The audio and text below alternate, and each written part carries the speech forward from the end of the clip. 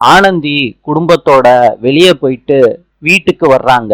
அப்ப ஆனந்தியோட அப்பா கேக்குறாங்க, என்னடா வீடு திறந்து கிடக்குது?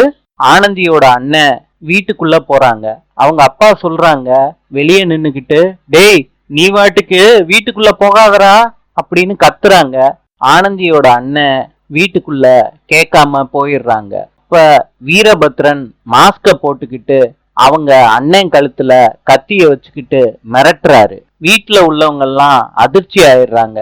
என் மகனை விட்டுருங்க விட்டுருங்கன்னு ஆனந்தியோட அப்பா அழுகுறாங்க, கதறாங்க.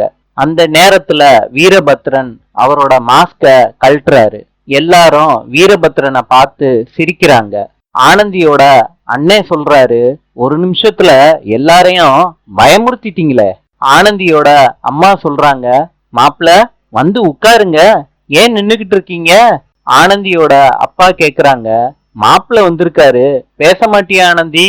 வீரபத்ரன் சொல்றாரு, மாமா ஆனந்தி கிட்ட ரூம்ல கொஞ்ச நேரம் பேசணும், நல்லா பேசுங்க மாப்பிளன்னு ஆனந்தியோட அப்பா சொல்றாங்க. வீரபத்ரன் ரூமுக்குள்ள போறாரு. ஆனந்தியும் ரூமுக்குள்ள போறாங்க. வீரபத்ரன் கதவை லாக் பண்றாரு. ஆனந்தி கிட்ட கேக்குறாரு, என்ன ஆனந்தி சாக போறேன்னு சொன்ன, இன்னும் நீ சாகலையா? உனக்காண்டி மாலையெல்லாம் வாங்கிட்டு வந்திருக்கேன் பாரு ஆனந்தி. இப்ப இந்த மாலைய என்ன ஆனந்தி பண்றது? இந்த மாலை கஷ்டப்பட்டு உன் புருஷன் நான் வாங்கிட்டு வந்திருக்கேன்ல, செத்து போயிடுறியா ஆனந்தி? ஆனந்தி அதிர்ச்சியோட வீரபத்ரனை பாக்குறாங்க. நாளை சந்திப்போம்.